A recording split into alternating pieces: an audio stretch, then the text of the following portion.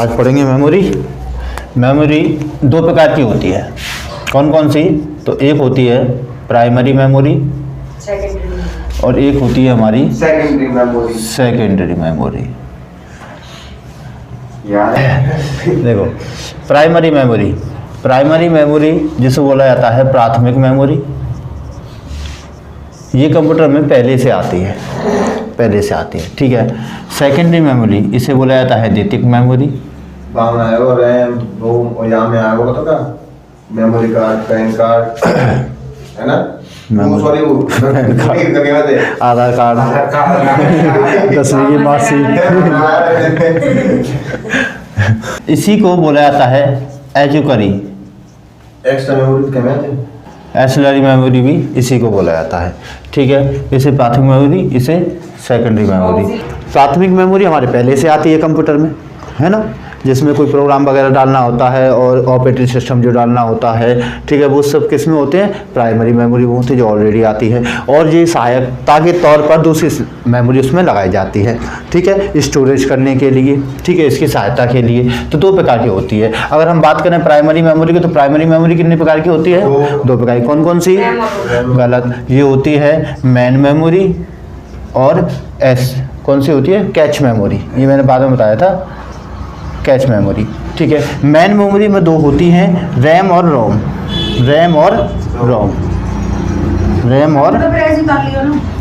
ठीक है, main memory और कैच मेमोरी होती है। और मेन मेमोरी में दो मेमोरी होती हैं, कौन सी? रैम और रोम। रैम यानी कि इसकी फुल फॉर्म क्या हो जाएगी?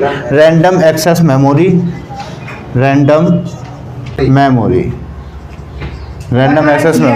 और रोम की फुल फॉर्म क्या होती है? Read only memory. Random access memory, ROM यानी कि रीड ओनली मेमोरी, ठीक है। कैच में क्या क्या आ जाती हैं? तो कैच होती है हमारी कैच होती है हमारी सीपीयू और रैम के मध्य में लगाई जाती है। कहाँ लगाई जाती है जी? सीपीयू और रैम के मध्य में लगाई जाती है। हमारा जो कंप्यूटर है वह हमारा हैंग ना हो, उसके लिए ये लगाई जाती है और बहुत तेज ये होती हैं। इसके दौरान कौन कौन सी हो जाएंगी? तो रजिस्टर इसी के दौरान आता है, रजिस्टर मेमोरी, ठीक है। इसके बाद ये कैच आ जाती है, ठीक है। तो रजिस्टर, ठीक है, और एक कैच आ जाती है। रजिस्टर सीपीयू में काम करने वाली सबसे तेज मेमोरी होती है। कभी क्वेश्चन आ जाए कि सीपीयू में सबसे तेज मेमोरी कौन सी होती है, तो कौन सी हो जाएगी? रजिस्टर हो जाएगी। दूसरे नंबर क्या हो जाएगी? कैच हो जाएगी। उसके बाद कौन सी हो जाएगी? रैम हो जाएगी। उसके बाद हो जाएगी रोम, ठीक है। तो सबसे तेज हो जाएगी हमारी रजिस्टर मेमोरी, ठीक है। ये क्या करती है, पहले इसे समझ लेते हैं। तो ये रजिस्टर या कैच मेमोरी क्या करती है? कोई डाटा, जैसे कि मान के चलो हमें 10 MB डाटा डाउनलोड करना है, तो उसके लिए ये जो कमांड है किस पे जाएगी? सीपीयू पे जाएगी। और सीपीयू पे 10 MB का डाटा एक साथ में जाएगा तो उस पर क्या होगा? वो हैंग होगा, लोड ज़्यादा आएगा। अगर इसी चीज़ को अगर हम दो में डिवाइड कर दें, 2 MB में डिवाइड कर दें, 10 को 2 MB में, यानी 5 भागों में बांट दें, 2 MB के तौर पर इसे 5 भागों में बांट दें, तो डाटा क्या हो जाएगा? उस पर कम हो जाएगा। यानी कि एक व्यक्ति से कहा जाए कि मोटी 10 आदमी का खाना बनाना है, तो वो क्या करेगा? 10 लोगों के लिए एक साथ आटा लगाएगा, ये खाना वाना बनाने का, तो लोड आएगा। उससे कहेगा भाई 2 आदमी जमाने, ठीक है। मान के 1000 आदमी की दावत है, तो उस हलवाई जो होगा ना, उस पर लोड आएगा एक साथ। उससे कहे कि भाई 200 आदमी सुबह जाएंगे, 200 आदमी दोपहर को जाएंगे, 2 आदमी ऐसे करेंगे, तो उसका क्या है? 200 आदमी की सब्जी बनेगी, तो उसके आराम से वो हल्के तरीके से कर देगा उस काम को। तो क्या करती है ये कैच मेमोरी? जो भी उस पर लोड आ रहा है, उस लोड को टुकड़ों में बांट देती है। उस लोड को क्या कर देती है? टुकड़ों में बांट देती है, जिससे क्या हो जाता है? उसका लोड कम हो जाता है, जिससे हमारा कंप्यूटर सही तरीके से काम करता है और हैंग नहीं होता, उस पर लोड नहीं पड़ता। तो ये कैच मेमोरी की वजह से हमारे सिस्टम जो है सही हो जाता है, ठीक है। कई बार ये कंप्यूटर में पहले से आती है, कई बार हमें ये लगवानी पड़ती है, ठीक है। कहाँ लगती है? तो सीपीयू और रैम के मध्य में लगाई जाती है। बात करें रैम की, तो रैम क्या हो जाएगी हमारी? रैम हो जाएगी हमारी अस्थाई मेमोरी। कैसी मेमोरी है ये? अस्थाई मेमोरी है, ठीक है। ये टेम्पररी मेमोरी है, टेम्परेरी मेमोरी, ये टेम्परेरी मेमोरी में आती है। टेम्परेरी मेमोरी में क्यों आती है कि कोई भी चीज़ जब हम वर्तमान में कार्य कर रहे हैं, ये हमेशा क्या किस में काम करती है, वर्तमान में काम करती है। जैसे कि हम कोई गाना सुन रहे हैं, ठीक है, तो गाना जिस किस में चलेगा, वो रैम में चलेगा। जैसे लाइट चली जाएगी रैम में से डाटा हट जाएगा, ठीक है, दोबारा चालू तो नहीं होगा वो, ठीक है।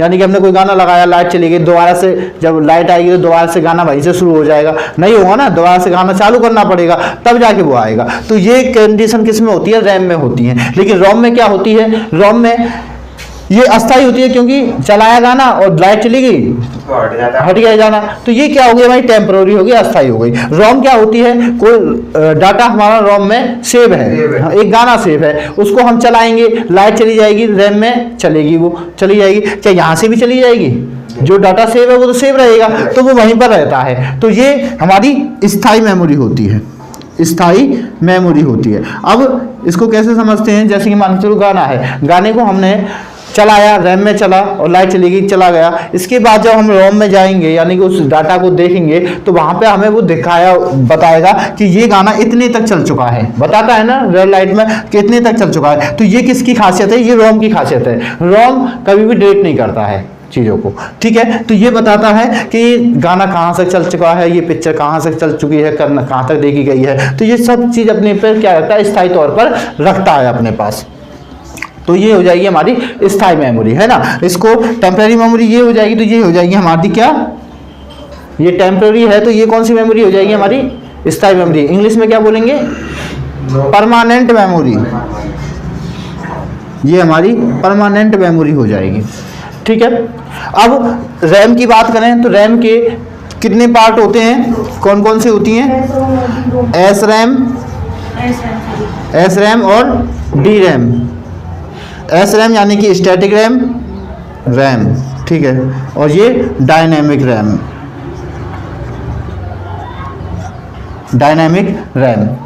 ठीक है, दो हो जाएगी, स्टैटिक रैम और डायनेमिक रैम। रोम की बात करें तो रोम के कितने पार्ट होंगे, तीन पार्ट होंगे। कौन कौन से, एक हो जाएगा पी रोम, एक हो जाएगा ईपी रोम, और तीसरी हो जाएगी डबल ई पी रोम,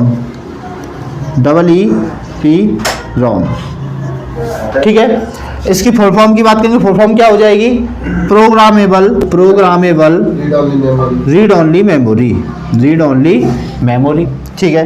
इसकी फुल फॉर्म क्या हो जाएगी, इरेजेबल प्रोग्रामेबल रोम, यानी कि रीड ओनली मेमोरी, ठीक है। ये कौन सी हो जाएगी, इलेक्ट्रिक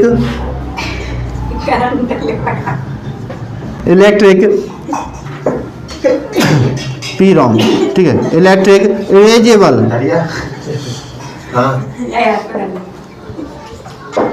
ये कौन सी हो जाएगी, इलेक्ट्रिक इरेजेबल पी रोम, ठीक है। ये तीन प्रकार की होती है, ये हमारी दो प्रकार की होती है, एस रैम व डी रैम, ये हमारी तीन प्रकार की हो जाती है। प्रोग्रामेबल रोम, ये कभी भी इसको डिलीट नहीं किया जाता, एक ही बार डाली जाती है, एक ही बार डाली जाती है, इसे कभी भी डिलीट नहीं किया जा सकता है। जैसे कि हमारे मोबाइल में कुछ फंक्शन आते हैं, जैसे कि यूट्यूब का आइकन आता है, वो डिलीट नहीं होता है, ठीक है, कैमरे का आता है, वो डिलीट नहीं होता है, मैसेज का आता है, वो डिलीट नहीं होता है। तो इस प्रकार की मेमोरी जो कभी डिलीट ना किया जा सके, वो कौन सी कहलाएगी, हमारी पी रोम कहलाएगी, ठीक है। जिसे मिटाया जा सके लेकिन काफ़ी मेहनत के बाद, यानी कि जो ईपी रोम की मेमोरी होती है, इसे डिलीट नहीं किया जा सकता, लेकिन परावैंगनिक किरणों का यूज लेके, या अल्ट्रावायलेट किरणों की यूज लेकर इसे मिटाया जा सकता है। जैसे कि सीडी आती है, उसे हम धूप में रख देते हैं, तेज धूप में, तो उसका डाटा उड़ जाता है, ठीक है। तो ये इरेजेबल होती है, इसे अल्ट्रावायलेट किरणों के द्वारा इसका डाटा मिटाया जा सकता है। तीसरी आती है ईपी रोम।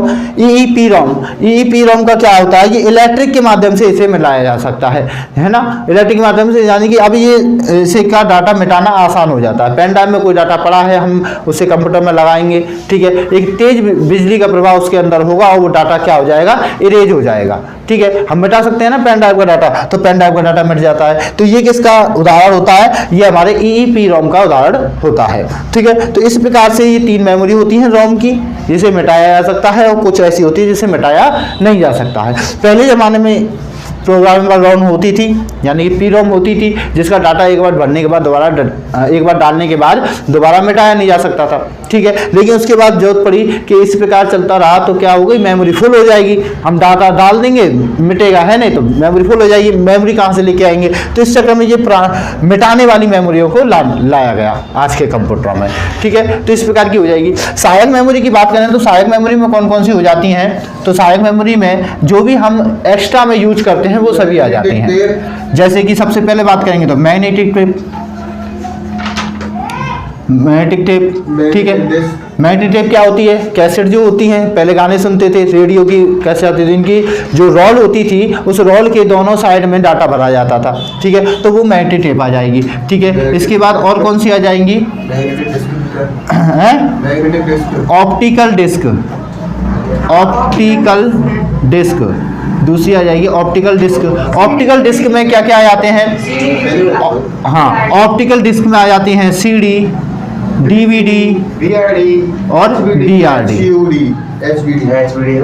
ठीक है, सीडी, डीवीडी, बीआरडी। ठीक है, सीडी की फुल फॉर्म क्या होती है? कॉम्पैक्ट डिस्क, कॉम्पैक्ट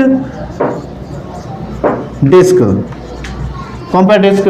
ठीक है, कॉम्पैक्ट डिस्क। और डीवीडी की फुल फॉर्म क्या हो जाएगी? हाँ, digital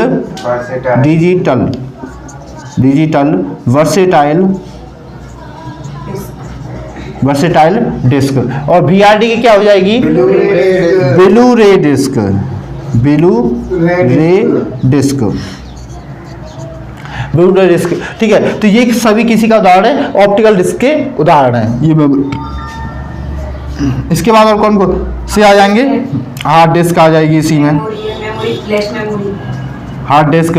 flash memory, flash memory के दौरान जैसे फ्लैश मेमोरी, फ्लैश का मतलब क्या होता है? क्विक एक्शन करने वाली चीज़ें, क्विक एक्शन करने वाली। फ्लैश क्या होता है? क्विक एक्शन वाली चीज़ होती है ना, है तुरंत काम करने वाली, तो फ्लैश मेमोरी आ जाती है। फ्लैश मेमोरी के उदाहरण है जैसे कि पेन ड्राइव, ठीक है, पेन ड्राइव, एसडी कार्ड, ठीक है, मेमोरी कार्ड। तो इस प्रकार की चीज़ें आ जाती हैं हमारी फ्लैश मेमोरी में। हार्ड डिस्क वगैरह, ठीक है, ये किस में आ जाएगी? ये हमारी सबकी सब सहायक मेमोरी है जो हमें ज़रूरत के अनुसार लगाई जाती हैं। ठीक है, एक क्वेश्चन और पूछ लेता है कि इनकी क्षमताओं के बारे में पूछ लेता है, कौन कौन सी? कॉम्पैक्ट डिस्क की क्षमता कितनी होती है? डिजिटल वर्सेटाइल डिस्क की क्षमता कितनी होती है? यानी कि सीडी, डीवीडी और बीआरडी की क्षमताएं कितनी कितनी होती हैं? तो सीडी की क्षमता कितनी हो जाएगी?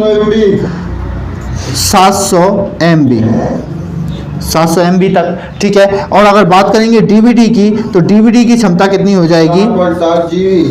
6.4 GB, 6.4 GB।